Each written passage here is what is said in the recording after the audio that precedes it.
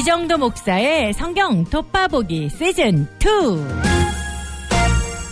자, 많이 기다리셨습니다. 예, 네. 오늘 열왕기 하할 차례입니다. 네, 진도 잘 나갑니다. 예, 진도 잘 나가고 있어요. 네. 예, 오늘도 열왕기 하를 절반 이번 주에 읽을 부분을 오늘과 내일 나눠서 설명드릴 텐데요.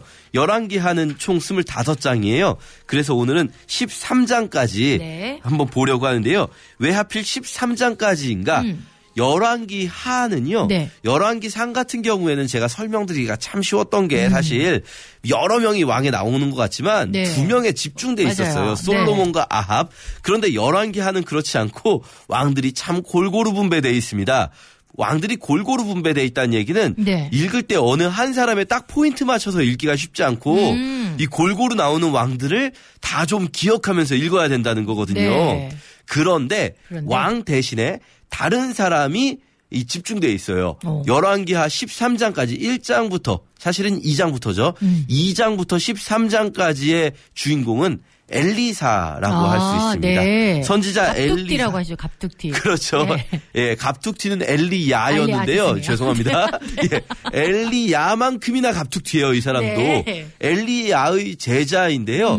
이 엘리사라는 사람이 이제 엘리야가 열왕기하 1장까지 2장에서 승천하고요. 네. 그리고 엘리야의 뒤를 이어서 13장까지 어떻게 보면 역사의 흐름을 주도하는 사람이라고 할 수 있습니다. 네, 왕의 이야기를 담긴 곳에 더 집중적으로 다루는 그렇죠. 선지자들. 예. 여러 왕들이 막 나오는데요. 사실은 그 왕들은 별로 그렇게 중요한 인물들이 조연. 아니에요. 네. 조연이고요. 그리고 무엇보다 이 왕들은 다 하나같이 제대로 된 인간들이 없어요.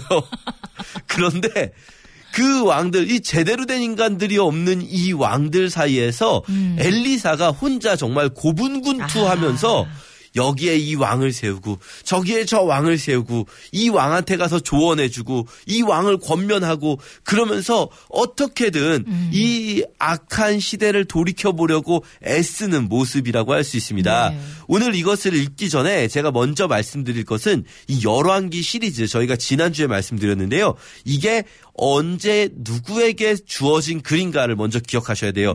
이거는 여러 왕들의 이야기가 있지만 그 왕들의 시대에 주어진 글이 아니라 포로기에 주어진 글이다 말씀드렸습니다. 네. 포로기에 있었던 백성들에게 반성문인 거죠. 그렇죠. 예. 우리가 이렇게 잘못했다. 우리가 회개하고 돌아가야 한다라는 건데요.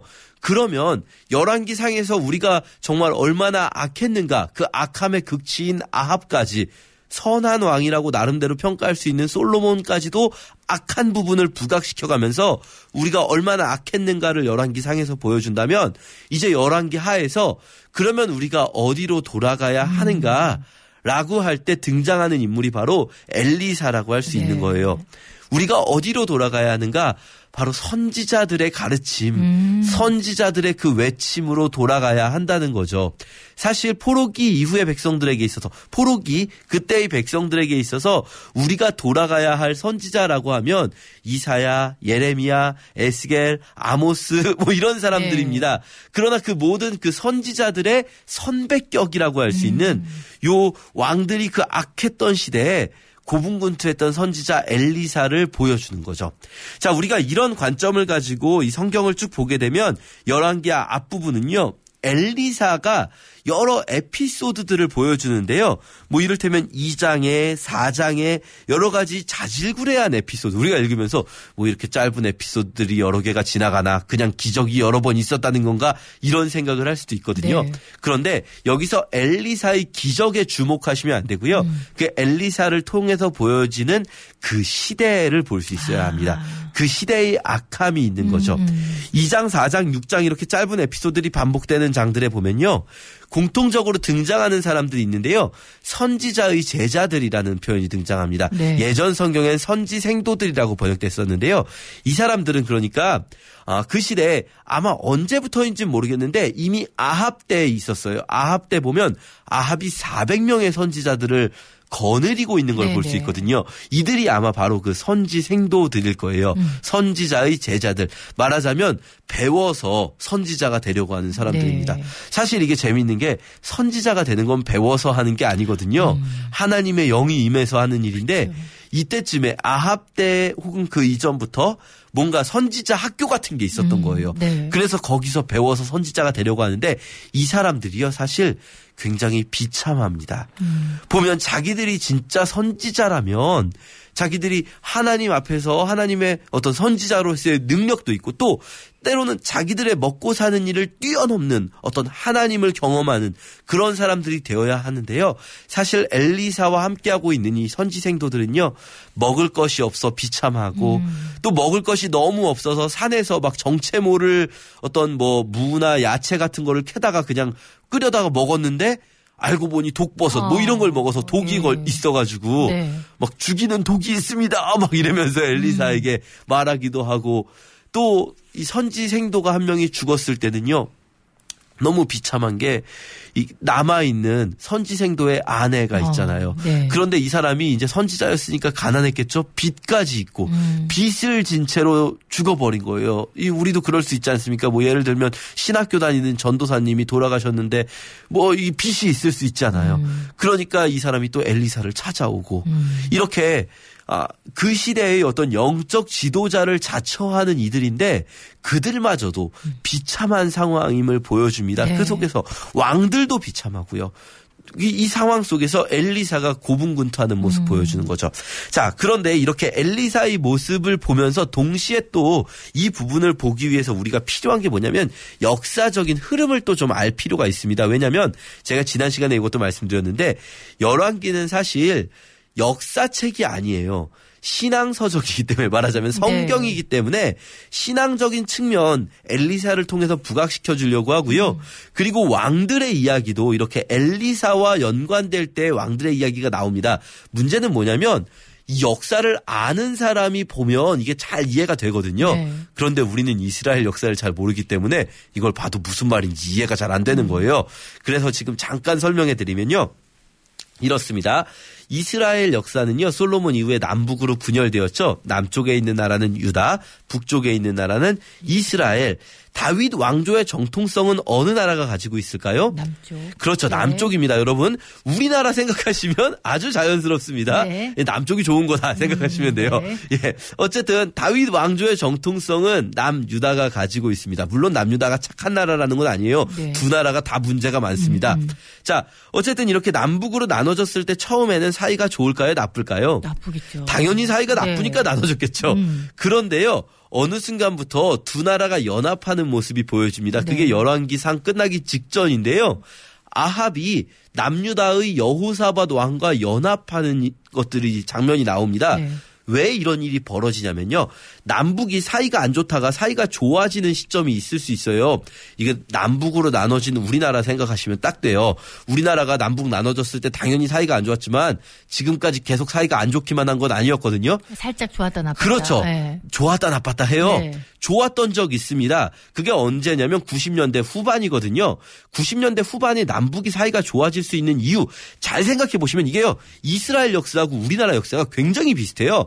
남북이 사이가 좋아질 수 있었던 이유는요. 90년대 후반에 갑자기 강력한 인접 국가가 등장해요.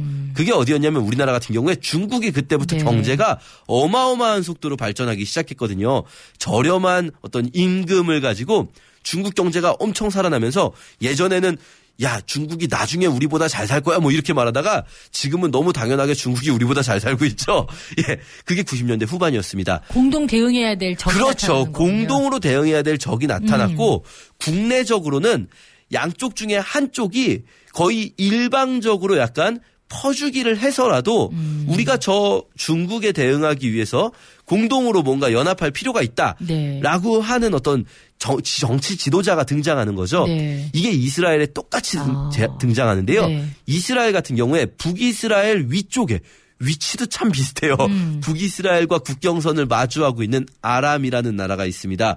솔로몬 때까지 조공을 바치던 나라고요. 네. 그 이전에도 솔로몬, 다윗 계속 조공을 바치던 나라에 불과했는데 이 북이스라엘과 남유다가 싸울 때 서로 아람을 자기 편으로 만들려고 아람에게 계속해서 돈을 갖다 줬어요.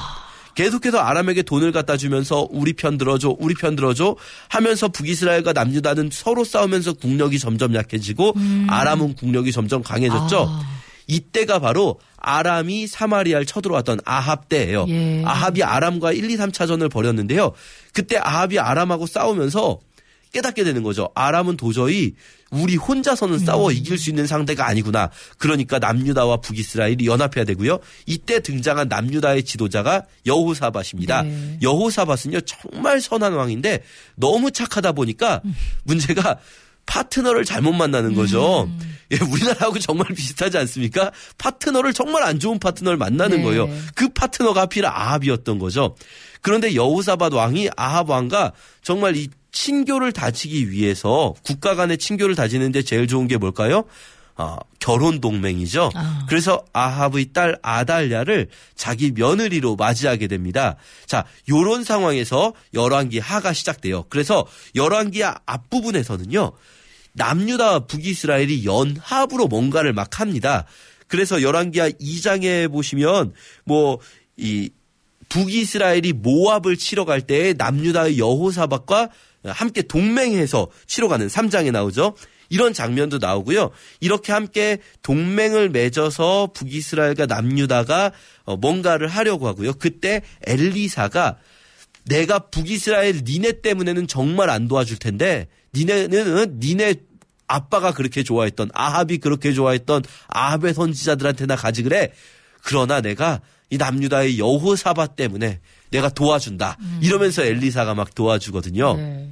자, 이런 상황에서 그러나 뒤쪽에 가서 이제 북이스라엘과 남유다가 결혼 동맹을 맺고 그러니까 남유다의 왕인